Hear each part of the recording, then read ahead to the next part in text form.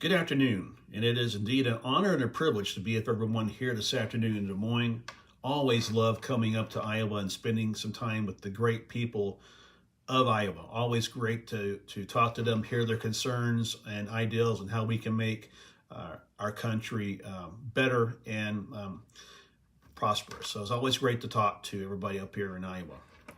Before we begin, I do want to say a few words about the senseless act of terrorism. I'll just call it terrorism that occurred yesterday in Israel, and just say that under my administration, we would offer full support to the Israeli government and the Prime Minister. I would be talking to the Prime Minister on a continuous basis to offer whatever aid that we can offer them, and to ensure them that the American people are behind them. And I would also like to say that Andrea and I do send our thoughts and prayers to all the victims of this senseless act of violence that occurred in Israel. It's unheard of in world history and should not be tolerated. So our thoughts and prayers go out to all the victims, hundreds of victims who were taken out of their homes, just dragged out of their homes and taken away and murdered. Senseless acts of violence. So just thoughts and prayers to them, and our full support to the citizens and to the people and the government of Israel. During the past 3 years, our nation has been through quite a lot. We've been through many things, actually. We've gone through a once-in-a-lifetime pandemic. We have become more polarized. Instead of talking about our disagreements, we take to the streets in violence. For us to move forward as a nation, we must come together as a nation. This afternoon, I want to lay out for you my plan to return America to the nation it once was. In the past 3 years, we have seen progress from record high unemployment to 3.3% unemployment. We will, under my administration, reform the unemployment system, a system that was taken advantage of during the pandemic. Recently, the Department of Labor announced there are 1.6 jobs available for every American. Under a system that my administration will roll out called Enhanced Unemployment, everyone on unemployment will have to have a minimum of 5 interviews per week to qualify for continued benefits. And every able-bodied citizen, every able-bodied American will have a job. Let me make that clear this afternoon. When I say able-bodied, I'm not talking about our seniors. They've earned their retirement. I'm not talking about our stay-at-home parents. They're making it work. What I'm talking about is the person who took unemployment during the pandemic and never returned to the workforce. This must change, and under my administration, it will.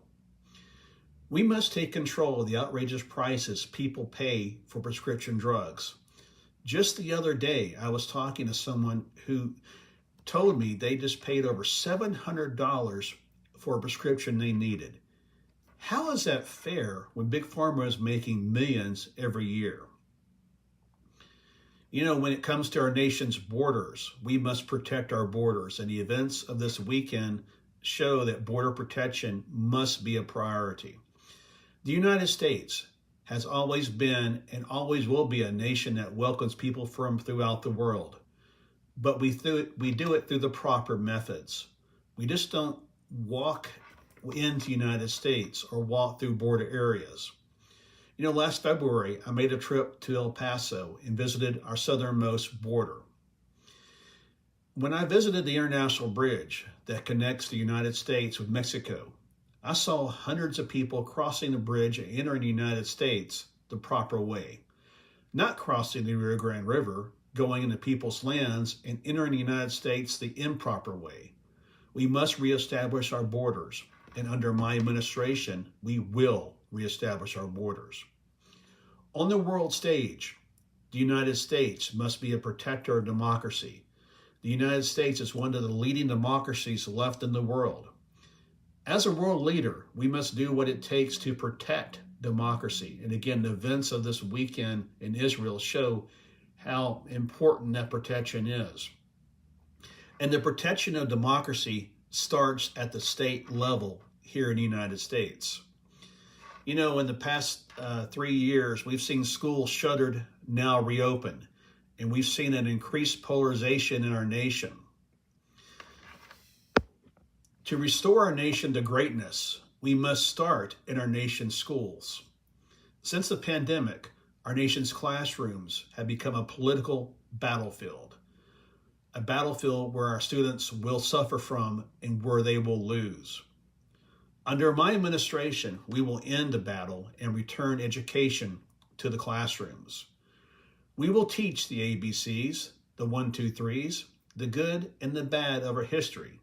By doing this, we can ensure that our next generation does not repeat the same mistakes that past generations have.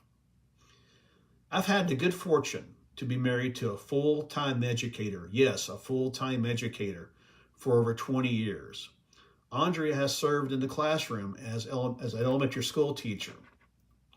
Early on in our marriage, she wanted to teach summer school after teaching a full school year.